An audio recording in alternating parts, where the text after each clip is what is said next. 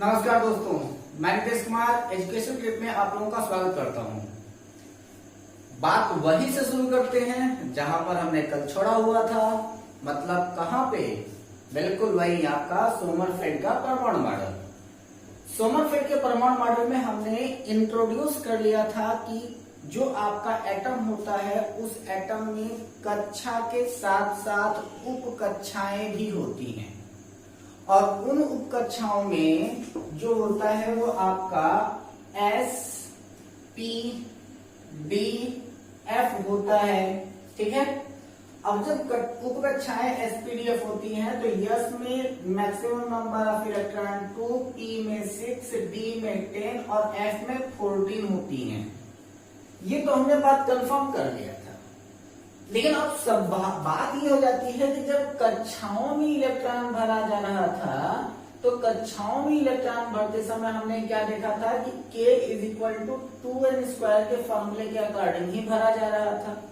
यानी कि पहली कक्षा में 2, दूसरी में 8, तीसरी में 18, चौथी में 32 इलेक्ट्रॉन भरने के लिए हम K = 2n² फॉर्मूले का सहारा ले रहे थे ना।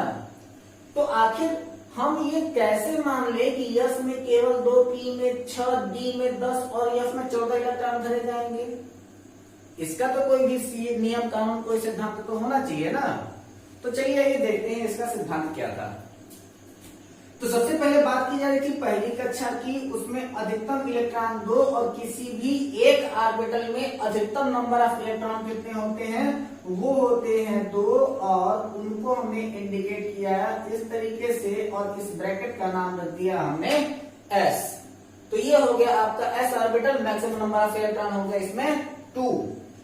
जैसे हमने दूसरी की बात की तो दूसरे वाले में मैक्सिमम नंबर ऑफ इलेक्ट्रॉन 8 होते हैं जो ऑर्बिट होता है।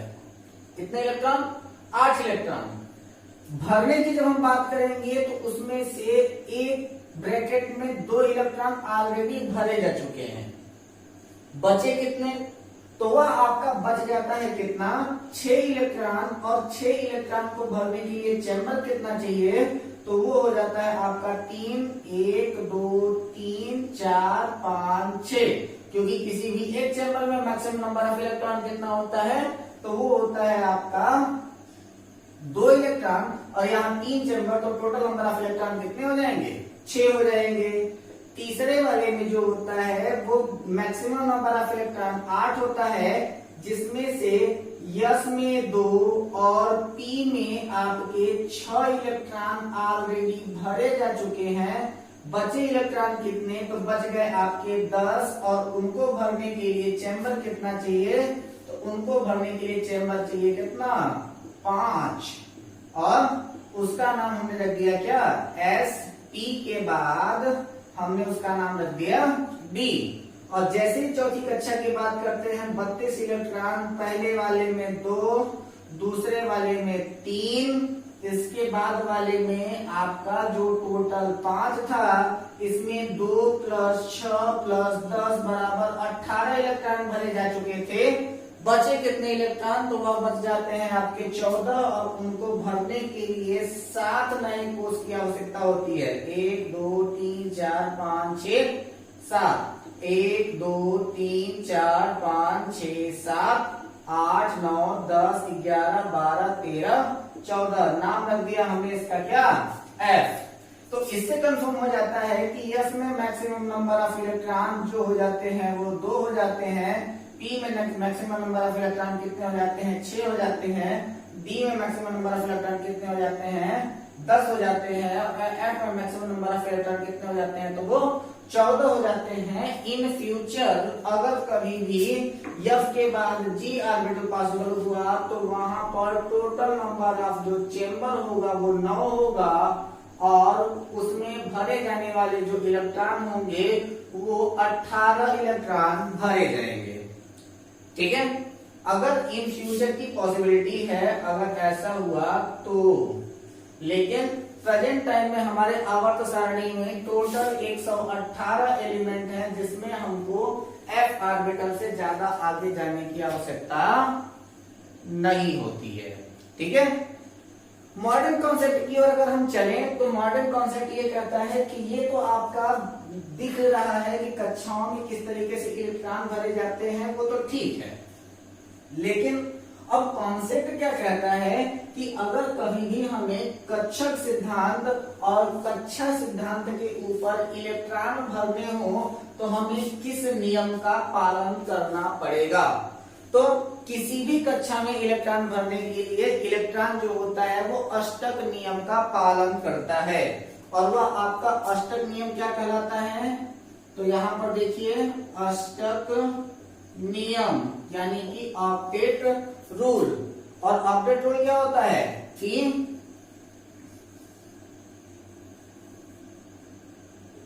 परमाणु अपना अस्थायित्व प्राप्त करने के लिए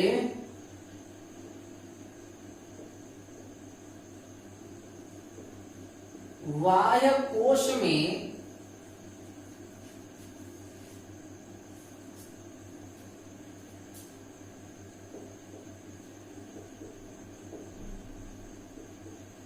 अधिकतम इलेक्ट्रॉन संख्या या तो 8 करेगा अथवा अपने निकटतम अक्रिय गैस तत्व की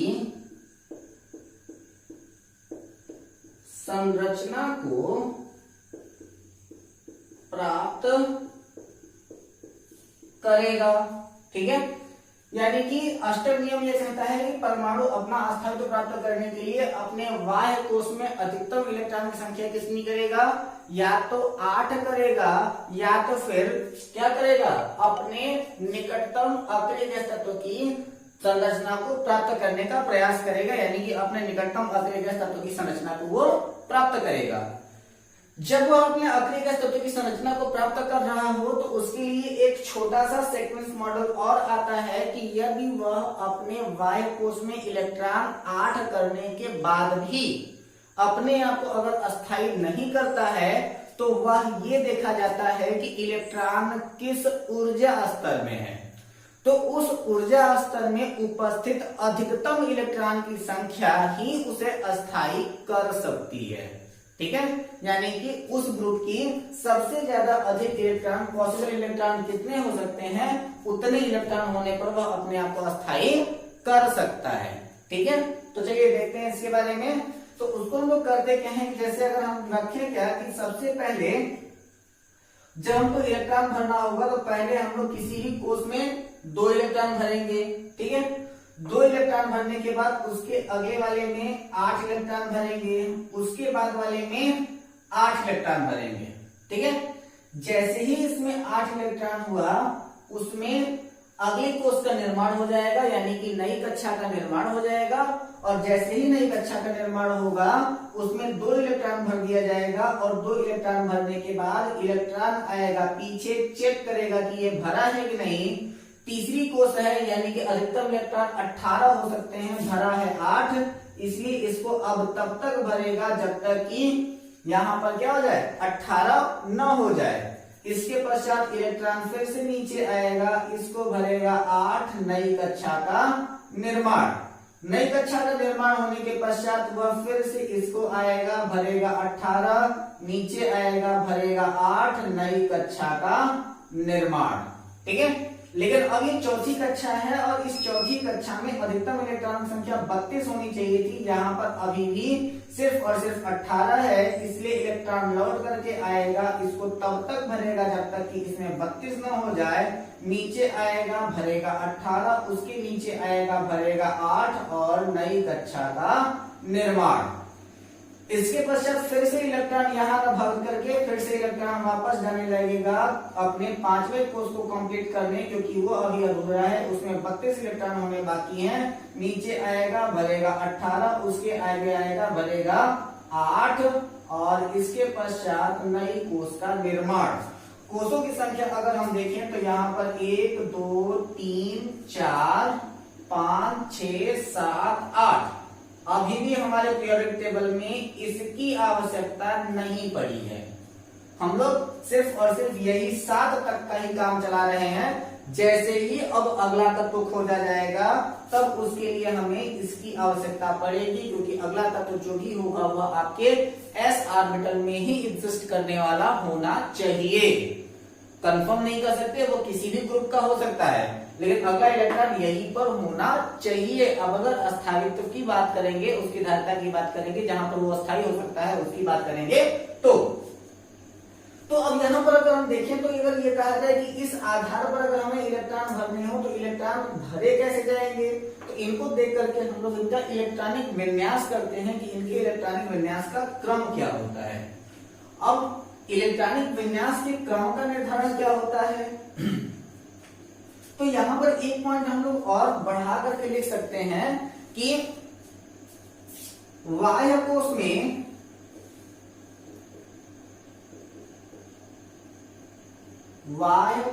में अधिकतम इलेक्ट्रॉन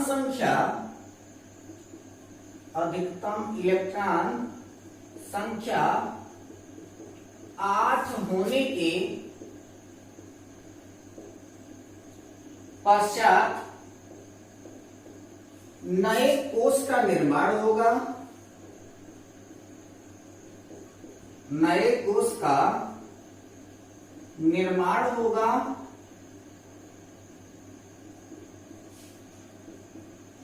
तथा उसमें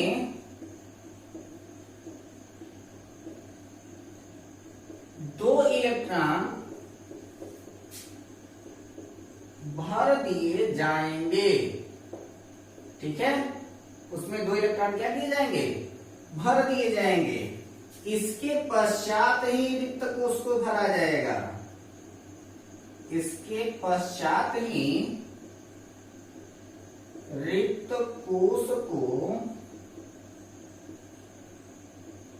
भरा जाएगा, अन्यथा रिक्त कोष नहीं भरा जाएगा। ठीक है, अब यहां पर हम कहें क्या कि एटॉमिक नंबर 24 और 29 अष्टक नियम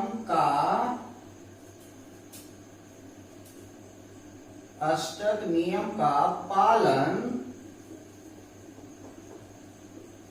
नहीं करते, इसलिए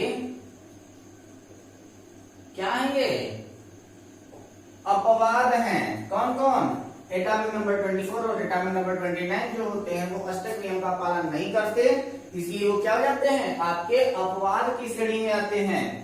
कैसे कैसे ये आते हैं उनको जरा सा हम लोग देख लेते हैं, फटाफट की दृष्टि से चलते हैं हम लोग। इनका इलेक्ट्रॉनिक विन्यास करते हैं अभी वर्तमान समय में केरे नियम के आधार पर, और जैसे ही हम लोगों का कॉन्सेप्ट क्लियर हो जाएगा इसके बाद हम लोग एसपीडीएफ के आधार पर यानी कि आंकड़ों के नियम के भी आधार पर इलेक्ट्रॉनिक विन्यास करना सीख लेंगे। और उसके बाद जब हम लोग इलेक्ट्रॉनिक विन्यास करना सीख लेंगे तो चीजें हमारे लिए आसान होती चली जाएंगी।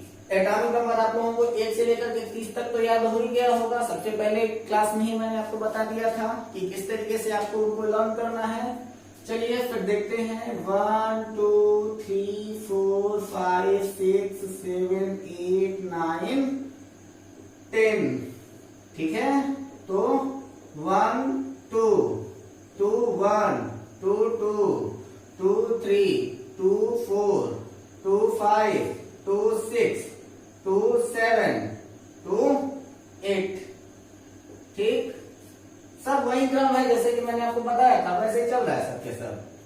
11 12 13 14 15 16 17 18 19 20।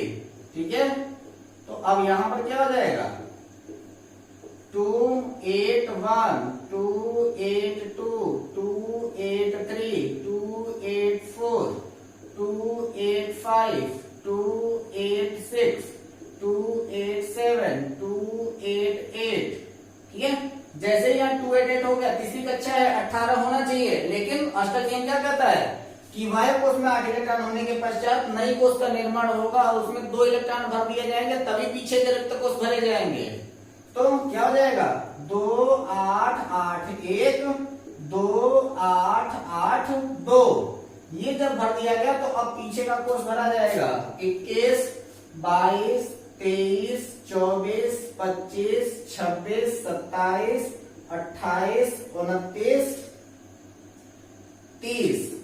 तो अब इनका इलेक्ट्रॉनिक विन्यास कैसे करते हैं, तो ये हो जाता है 2 8 9 2 2 8 10 2 2 8 11 2 2 8 13 1। एटॉमिक नंबर 24 अपवाद, ठीक है, क्योंकि यहाँ पर होना क्या चाहिए था 12 2 होना चाहिए था, यहाँ पर क्या हो गया 13 1 हो गया। चलिए अच्छा अगला 2 8 13 2 2 8 14 2 2 8 15 2 2 8 16 2 2 8 18 1।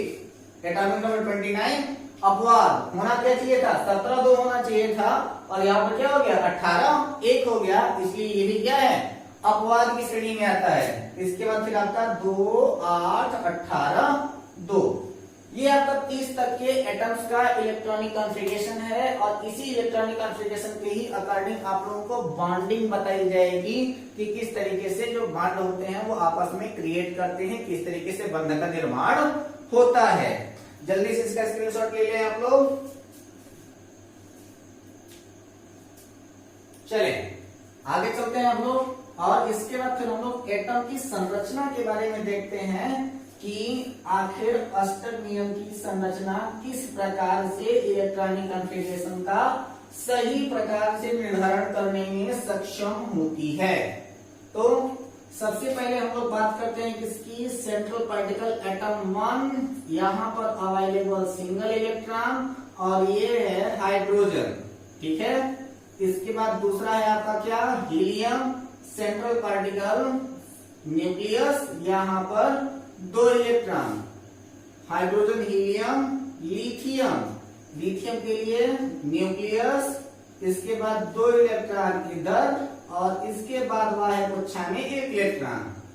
Hydrogen helium lithium beryllium, beryllium में क्या होता है कि यहाँ पर आपका एक छोटा सा न्यूक्लियस, उसके चारों तरफ 2 कक्षाएं, 2 इलेक्ट्रॉन यहाँ और 2 इलेक्ट्रॉन यहाँ। इसके बाद फिर hydrogen helium lithium beryllium boron carbon, ठीक है। 20 तक का तो हम लोग कम से कम यहाँ देख ही लेते हैं।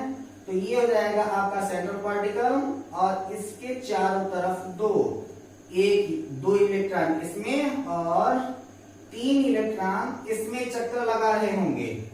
कार्बन की बात करें तो सेंट्रल पार्टिकल पॉजिटिव, और इसके चारों तरफ की जो कक्षाएं होती हैं 1 2 3 4, और 2 जो होंगे वो इसमें हो जाएंगे।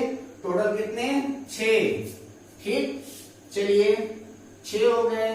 सातवां कौन सा है, तो hydrogen helium lithium beryllium boron carbon, nitrogen, oxygen, fluorine, neon, sodium, magnesium, ठीक है। 12 तक हो गया इधर। तो ये हो जाएगा आपका सेंट्रल पार्टिकल पॉजिटिव, यहाँ 2 इलेक्ट्रॉन, और उसके चारों तरफ जो होंगे 4 यहाँ थे, तो 5वां यहाँ हो जाएगा 3 4 5। यहाँ पर सेंट्रल पॉजिटिव, और इसके चारों तरफ 1 2, फिर यहाँ 1 2 3 4 5 6 सेंट्रल पॉजिटिव। इसके बाहर जो होंगे वो 2 चक्कर, 1 2 1 2 3 4 5 6 7। इसके बाद फिर आपका क्या जाता है नियॉन, सेंट्रल पार्टिकल पॉजिटिव, और इनके चारों तरफ 1 2 ये 1 2 3 4 5 6 7 8।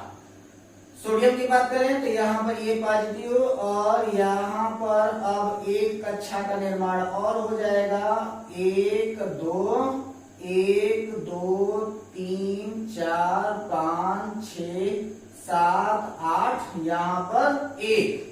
मैग्नीशियम की बात करें तो यहाँ पर ये पॉजिटिव पार्टिकल और यहाँ पर भी इसमें भी 3, 1 2 1 2 3 4 5 6 7 8, यहाँ 1 और यहाँ पर 2, हो गए कितने 12। इसके बाद फिर एल्यूमिनियम, सिलिकॉन, फास्फोरस, ठीक है, sulphur, chlorine, argon, potassium, calcium. चलिए भाई इनको भी देख लिया जाता है। पॉजिटिव 1 2 3, इसको इधर बना दें, ये होगा आपका पॉजिटिव 1 2 3। इसके लिए ये इसके लिए है, ये इसके लिए है, इसके लिए पॉजिटिव 1 2 3, इसके लिए यहां रहेगा 1 2 3, इसके लिए यही पर रह जाएगा 1 2 3, इसके लिए सीधे इधर ढकेल लीजिए इसको, तो 1 2 3, ठीक है। इसके लिए एक यहां 1 2 3 4, इसको ढकेलिए इधर, तो ये कितना आ जाएगा पॉजिटिव 1 2 3 4, ठीक है। तो अब यहाँ पर हम लोग करेंगे क्या कि जब यहाँ पर मैग्नीशियम है तो 12, यहाँ पर 1 2 3 4 5 6 7 8 9 10 11 12 13, 1 2 3 4 5 6 7 8 9 10 11 12 13 14, 1 2 3 4 5 6 7 8 9 10 11 12 13 14 15, 1 2 3 4 5 6 7 8 9 10 11 12 13 14 15 16, 1 2 3 4 5 6 7 8 9 10 11 12 13 14 15 16 17 18, सॉरी 17, यहाँ पर 17 ही रहेगा। इसके बाद फिर 1 2 3 4 5 6 7 8 9 10, 1 2 3 4 5 6 7 8, यानी कि 10 8 18, 1 2 1 2 3 4 5 6 7 8 9 10 11 12 13 14 15 16 17 18 19, 1 2 1 2 3 4 5 6 7 8, 1 2 3 4 5 6 7 8 1 2। तीसरे वाले में भरना चाहिए था 18, लेकिन वाही कोष का निर्माण हुआ तो वाही कोष में तब तक इलेक्ट्रॉन बनेगा जब तक इसमें 2 इलेक्ट्रॉन न हो जाए। स्ट्रक्चर मॉडल तुरंत कैप्चर करके कॉपी कर लीजिए।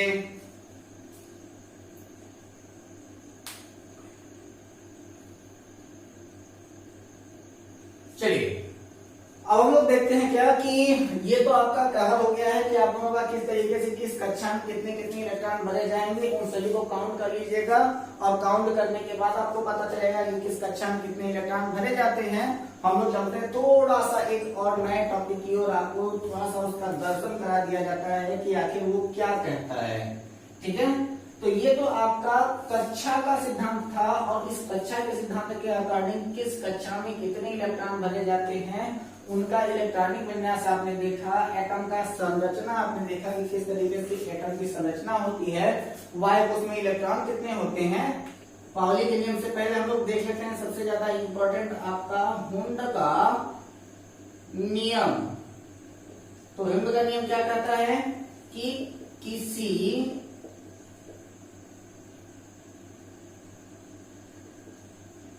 कक्षक यानी कि ऑर्बिटल में इलेक्ट्रॉन भरते समय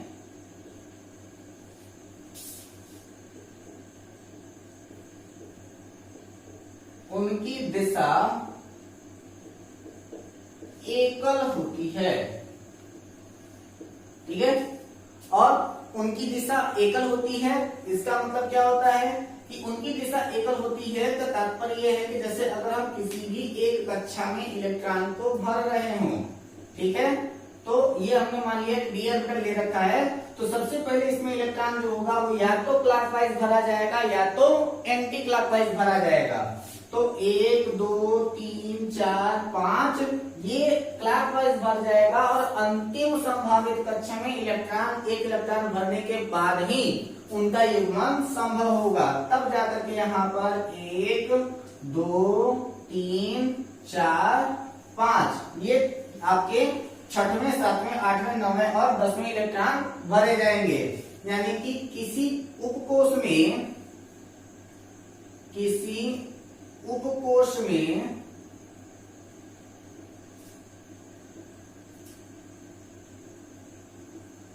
संभावित अंतिम कक्षक में एक इलेक्ट्रॉन भरने के पश्चात ही